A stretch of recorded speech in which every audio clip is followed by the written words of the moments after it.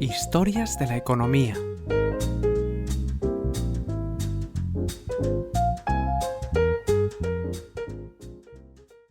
Episodio 229. Nostalgia, grumitos y una receta secreta. Así construyó Colacao su imperio del cacao.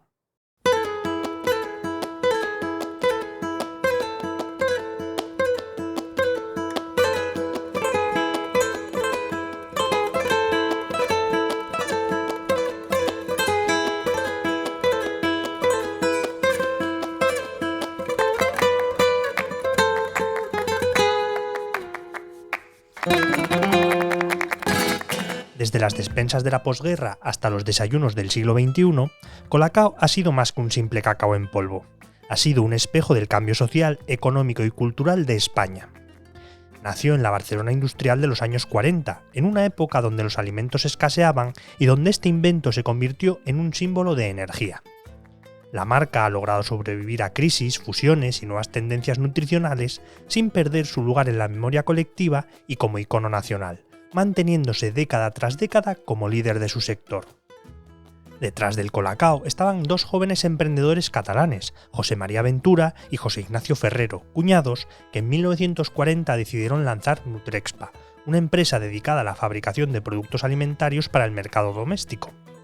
En aquel momento su artículo estrella era la miel de la granja San Francisco, aunque también hacían flanes, levaduras o cubitos de buyabesa. Hablamos de una España de posguerra donde el hambre era protagonista, el extraperlo estaba a la orden del día y la prioridad era que los alimentos fuesen nutritivos y energéticos. En ese contexto, en 1945 crean Colacao, que saldría al mercado un año después. El objetivo era fabricar un alimento nutritivo, sabroso y accesible para los niños de la época. Ese milagro en polvo, como lo definían muchos, fruto de mucho tiempo de trabajo y pruebas, estaba compuesto originalmente por azúcar, cacao en polvo soluble, harina de trigo y cola malteada, un extracto de nuez de cola con propiedades estimulantes que también está presente en la receta original de la Coca-Cola. Otra característica que también comparte con el gigante norteamericano es que su composición también es secreta. La fórmula la conocen menos de 10 personas en todo el mundo. Y aunque nada tiene que ver con el producto de hoy, fue una verdadera innovación, pues no existía nada parecido en el mercado, ningún cacao con azúcar que se disolviese de forma instantánea. Su eslogan era «Mamá, dale esto a tus hijos mezclado con leche que es bueno para la salud». Eran otros tiempos. Se convirtió rápidamente en el producto estrella de la compañía y en el líder de su categoría desde el principio.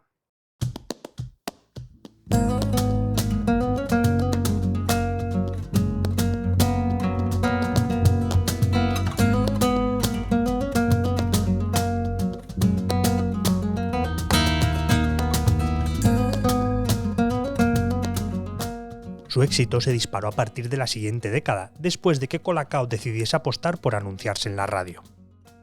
Hay que señalar que la historia de la publicidad en España está muy ligada a Colacao, una compañía siempre pionera e innovadora en marketing y formatos publicitarios. Un hecho que se refleja, por ejemplo, en que registraron su propia canción promocional meses después de lanzar el producto. Hablamos de la hoy polémica Canción del Negrito, que se emitió por primera vez en la radio en 1955, en el programa Conozca a sus vecinos.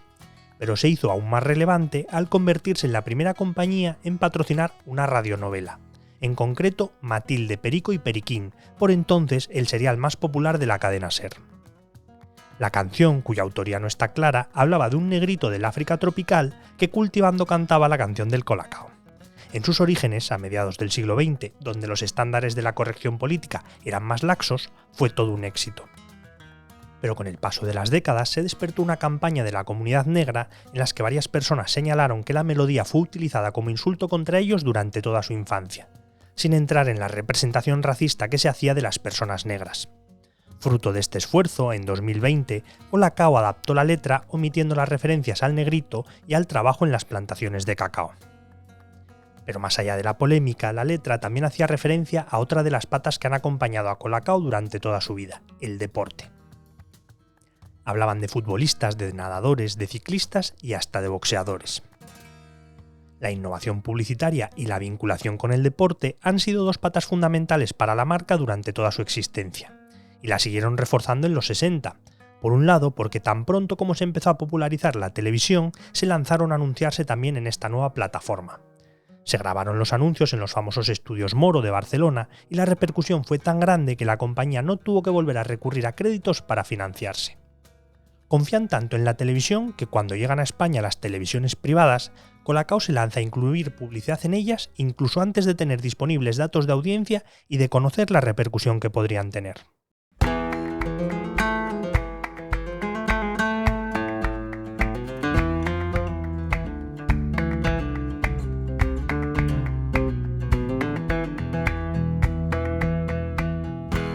En cuanto al deporte, era tal su interés que en 1972 se convirtió en el alimento olímpico.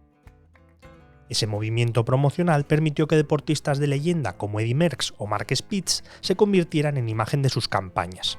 Incluso el piloto Emerson Fittipaldi se sumó. La participación del multicampeón de Fórmula 1 fue tan exitosa que la frase del anuncio «ser un Fittipaldi» acabó calando en la cultura popular, convirtiéndose en una expresión para denominar a los conductores rápidos, pero a veces también imprudentes. Desde 1988, además, se ha convertido en patrocinador del Comité Olímpico Español, a través del Planado y también del equipo paralímpico. Su vínculo con el deporte también se ha reflejado en campañas con otros deportistas de élite más recientes, como Rafa Nadal o Dani Pedrosa. Gracias a la calidad de su producto, a las excelentes campañas de marketing y a su presencia masiva mediante la publicidad, Colacao ha conseguido mantenerse como líder de su segmento. Ni siquiera la llegada de Nesquik desde Estados Unidos, su máximo rival, ha logrado desbancarle. Y aunque desde su nacimiento se desarrolló como un producto enfocado a los niños, pronto se convirtió también en un éxito entre los adultos. De hecho, casi la mitad del consumo corresponde a mayores de edad.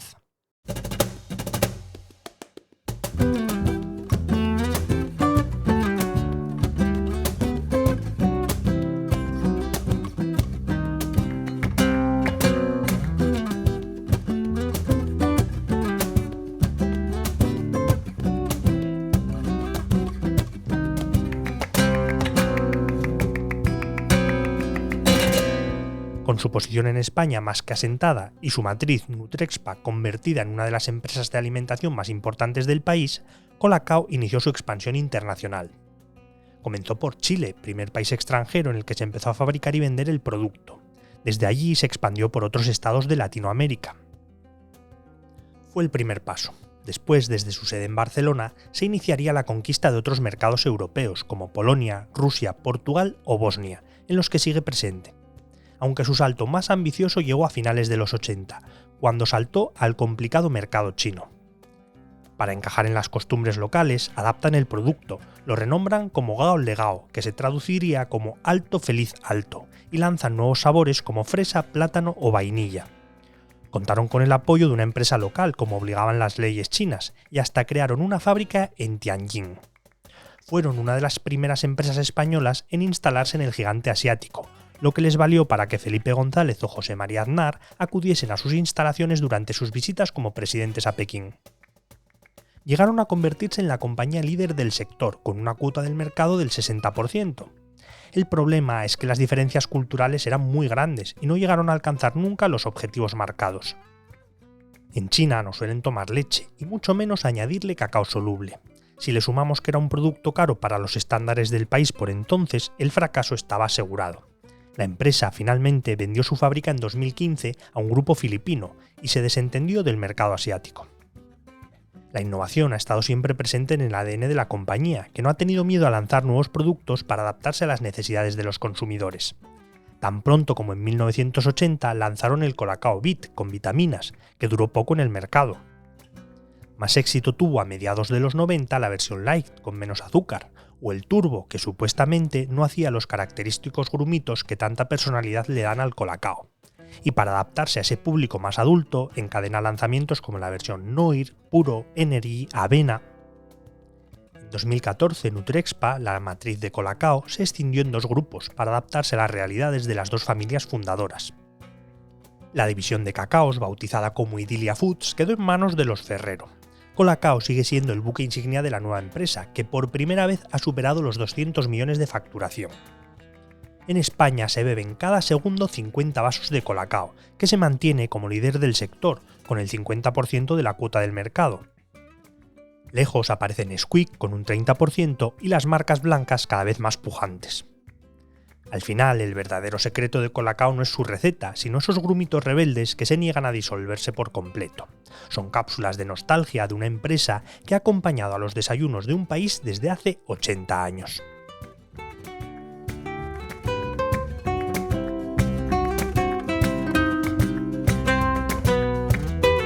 La edición sonora y la selección musical de este capítulo son de Remo Vicario, mientras que el texto y la locución son míos y soy Javier Calvo.